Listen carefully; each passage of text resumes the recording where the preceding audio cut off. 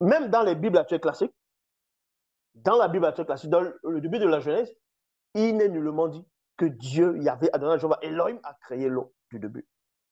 Ce n'est pas écrit. Ce n'est pas écrit. Il est dit au commencement, Dieu créa. Donc Dieu est au commencement, quoi. Donc Dieu est au commencement. Il n'est pas avant le commencement, mais bon.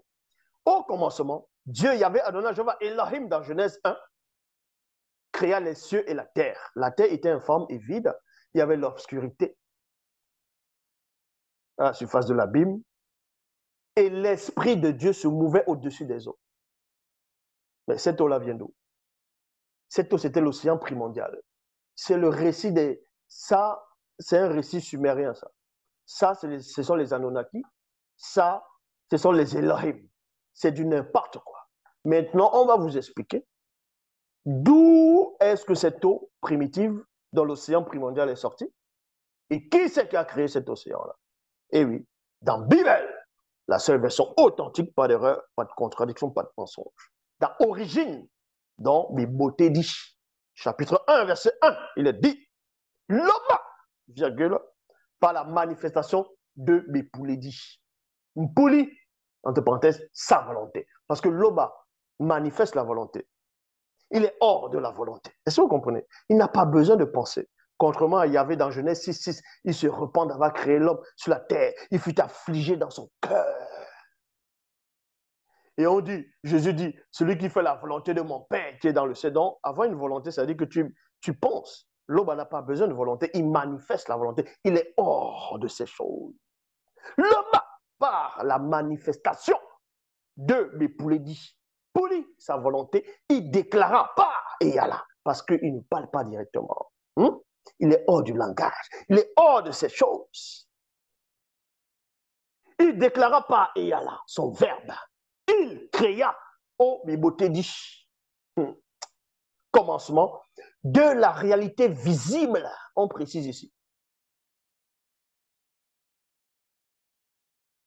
Physique, Madiba et Baïdi, c'est-à-dire de l'eau primitive, en lui donnant la forme de myriades, d'innombrables formes de Gondé, c'est-à-dire cercles, qui devint des multivers.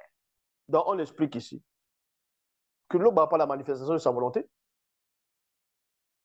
va manifester, va créer l'eau primitive dans l'océan primordial.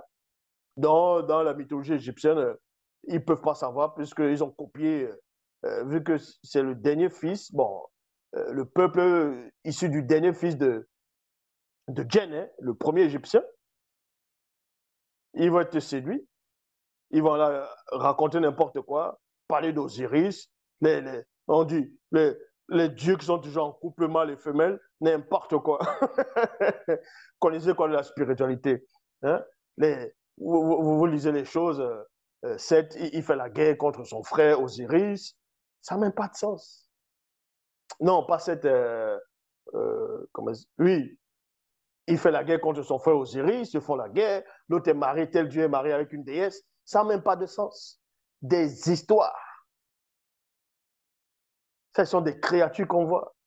Mais bon. Et on vous apprend ici que l'océan primitif, à partir de cet océan primitif ici, primordial, on va créer aussi les multivers. Eh oui.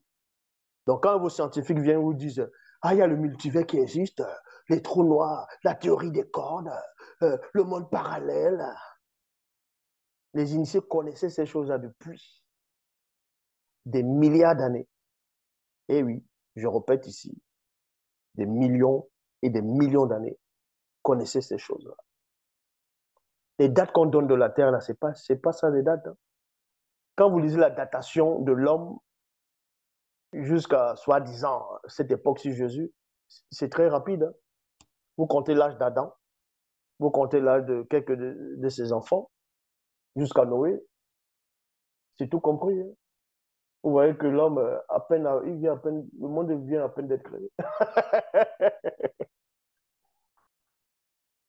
Qui devint des multivers. Ensuite, il les sépara, les éloignant les uns des autres, les unes des autres, Pas des étendues, il créa aussi le globe terrestre en ayant lui aussi la forme d'un gondé Tediledi dans ses cœurs ronds. Et on peut vérifier dans Judith, Judith, dans Mounamoun Sadi, chapitre 2, verset 7, il est dit, lui, Loba, de notre Père, Loba, de la terre des ancêtres, donc ancêtre avec A majuscule, du continent souverain des cieux visibles et invisibles, et de la terre créateur de l'océan primitif.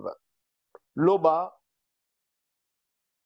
de toute la création, que ton verbe soit ma prière.